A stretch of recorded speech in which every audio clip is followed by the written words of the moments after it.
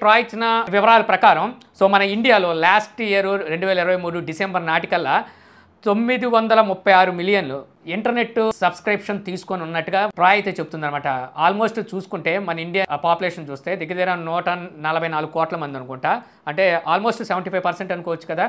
అంటే 94 కోట్ల మంది ఇంటర్నెట్ని అయితే వాడుతున్నారంట. ఇందులో రీసెంట్ డేస్లో చూసుకుంటే అంటే గత 2 సంవత్సరాల నుంచి చూసుకుంటే రూరల్ ఏరియాస్ అలాగే రిమోట్ ఏరియాస్లో ఎక్కువగా పెరిగినట్టుగా కూడా అయితే వీళ్ళు చెప్తున్నారు. ఈ 3-4 నెలల్లోనే 2% ఇంకా అయితే పెరిగిందంట ఇంటర్నెట్ వినియోగం. సో ఇందులో చూసుకుంటే మనకి వైర్లెస్లీ ఇంటర్నెట్ బ్రాడ్బ్యాండ్ కావచ్చు, సెల్యులర్ నెట్వర్క్ ద్వారా కావచ్చు ఇంటర్నెట్ వాడే వాళ్ళ సంఖ్య దగ్గర 897 మిలియన్ వరకు ఉంటే వైర్డ్ బ్రాడ్బ్యాండ్ యూజ్ చేసే వాళ్ళ సంఖ్య 38.57 మిలియన్ వరకు హౌస్ హోల్డర్స్ ఎవరైతే ఉంటారో వీళ్ళైతే వాడుతున్నట్టుగా సో ట్రాయ్ అయితే చెప్తుంది. సో ఇంటర్నెట్ వినియోగం అనేది విపరీతంగా పెరుగుతుంది. కాకపోతే దీన్ని కరెక్ట్గా యూటిలైజ్ చేసుకొని ఇంటర్నెట్ ద్వారా అవగాహన పెంచుకొని సక్రమ దారిలో వాడుకునే వాళ్ళు ఎంత పర్సెంటేజ్ ఉన్నారు? నాకు తెలిసినంత వరకు 95% అలాంటి వాళ్ళు లేనే లేరు.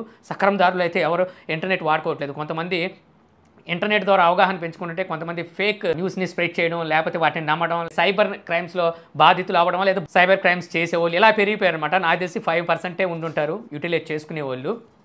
మీరు ఇంటర్నెట్ని ఏ విధంగా వాడతారు, దేనికోసం వాడతారు అనేది నా కామెంట్ సెక్షన్లో చెప్పండి. ఇక నెక్స్ట్ చూస్తే మనకి పోకో ప్యాడ్ సో ఇప్పుడు మనకి FCCలో అయితే స్పాట్ అయింది. ట్యాబ్లెట్ మనకి కెమెరా FE5 డేటాబేస్లో అయితే స్పాట్ అయింది. అంటే కెమెరా స్పెసిఫికేషన్ స్పాట్ అయింది. ఫ్రంట్ అండ్ బ్యాక్ మనకి 8 మెగాపిక్సెల్ కెమెరా అయితే ఉండబోతుందంట. స్నాప్డ్రాగన్ 7S జనరేషన్ 2 ఈ ప్రాసెసర్తో రాబోతుంది. 10,000 mAh బ్యాటరీ అలాగే 33 వాట్ ఫాస్ట్ ఛార్జింగ్ సపోర్ట్తో ఈ ట్యాబ్లెట్ రాబోతున్నట్టుగా తెలుస్తుంది. మేబీ రెడ్మీ ట్యాబ్లెట్ ఉంది కదా, సో దాన్నే వీళ్ళు రీబ్రాండ్ చేసి పోకో ప్యాడ్ కింద అయితే తీసుకురాబోతున్నారు. ఈసారి ఈ ట్యాబ్లెట్ మన ఇండియాలోకి వస్తుంది అన్నట్టుగా తెలుస్తుంది, ఎందుకంటే మార్కెట్లో ఇంకొన్ని ట్యాబ్లెట్స్ అయితే రాబోతున్నాయి. ఇక నెక్స్ట్ చూస్తే మనకి ఇన్ఫినిక్స్ నోట్ 40 5G ఆల్రెడీ రీసెంట్గా నోట్ 40 అండ్ నోట్ 40 Pro అనుకుంటే 2 మొబైల్స్ని లాంచ్ చేసింది ఇన్ఫినిక్స్. ఇప్పుడు నోట్ 40 5G మొబైల్ని త్వరలో ఇండియాలో లాంచ్ చేయబోతున్నట్టుగా తెలుస్తుంది. ఇప్పుడు బ్యూరో ఆఫ్ ఇండియన్ స్టాండర్డ్స్లో ఈ మొబైల్ అయితే స్పాట్ అయింది. ఇందులో మనకి మీడియాటెక్ డెమెన్సిటీ 7020 ఈ ప్రాసెసర్ అయితే ఉండబోతుంది. ఆల్రెడీ ఈ మొబైల్స్ని అంటే మన ఇండియాలో ఇంకా లాంచ్ చేయలేదు, కానీ అదర్ కంట్రీలో వీళ్ళు తీసుకొచ్చేసారు. ఇందులోనే 4G వేరియంట్ కూడా అయితే ఉండబోతుంది. సో ఈ మొబైల్ అయితే త్వరలో తీసుకురాబోతున్నట్టుగా సో ఇప్పుడు న్యూస్ అయితే వస్తుంది. మేబీ నేను అనుకోవడం ఈ మొబైల్ ప్రైస్ మనకి బిలో 15లో తీసుకొచ్చే అవకాశం అయితే ఉంది. 13-14 వేలలో తీసుకురావచ్చు, ఎందుకంటే ఇప్పుడు డెమెన్సిటీ 7050 మొబైల్సే మనకి 15,000 రూపాయలు వస్తున్నాయి కాబట్టి. ఇక నెక్స్ట్ చూస్తే IQ Pad 2 మన ఇండియాలో త్వరలోకి రాబోతున్నట్టు వస్తుంది. ఇది ఒక గేమింగ్ ప్యాడ్ అయితే మన ఇండియాలోకి అయితే ఇంట్రడ్యూస్ చేయబోతున్నారంట. IQ Pad 2ని అయితే మన ఇండియాలో తెచ్చినట్టుగా లేరు. ఈసారి మాత్రం Pad 2ని గేమింగ్ ప్యాడ్ కింద అయితే తీసుకురాబోతున్నట్టుగా తెలుస్తుంది. ఈ IQ Pad 2 అనేది కూడా వివో తీసుకొచ్చిన వివో Pad 3 Pro ఉంది కదా, ఆ ప్యాడ్ని అయితే తీసుకురాబోతున్నారు. ఇందులో మీడియాటెక్ డెమెన్సిటీ 9300 ప్రాసెసర్ అయితే ఉంటుంది. ట్యాబ్లెట్ ప్రైస్ దగ్గర 35,000 రూపాయలు ఉండొచ్చు అంటున్నారు. మరి చూద్దాం మరి ఏ ప్రైస్లో తీసుకొస్తారనేది. ఇక నెక్స్ట్ చూస్తే మనకి రెడ్మీ 13 5G ఈ మొబైల్ మనకి 3C సర్టిఫికేషన్లో అయితే స్పాట్ అయింది. త్వరలో ఈ మొబైల్ని చైనాలో లాంచ్ చేయబోతున్నట్టుగా అర్థమవుతుంది. తర్వాత మన ఇండియాలోకి అయితే తీసుకొస్తారు. ఇందులో మనకి 33 వాట్ ఫాస్ట్ ఛార్జింగ్ అలాగే 5000 mAh బ్యాటరీ అయితే ఉండబోతుంది. స్నాప్డ్రాగన్ 4 Gen 2 ప్రాసెసర్ అయితే ఉండబోతుందట. ఆల్రెడీ మనకి రెడ్మీ 12 తీసుకొచ్చారు కదా, దాని సక్సెసర్. అందులో మనకి మీడియాటెక్ హెలియో G88 ప్రాసెసర్ వాడారు. ఇందులో స్నాప్డ్రాగన్ 4 Gen 2 ప్రాసెసర్ని అయితే వాడబోతున్నారు.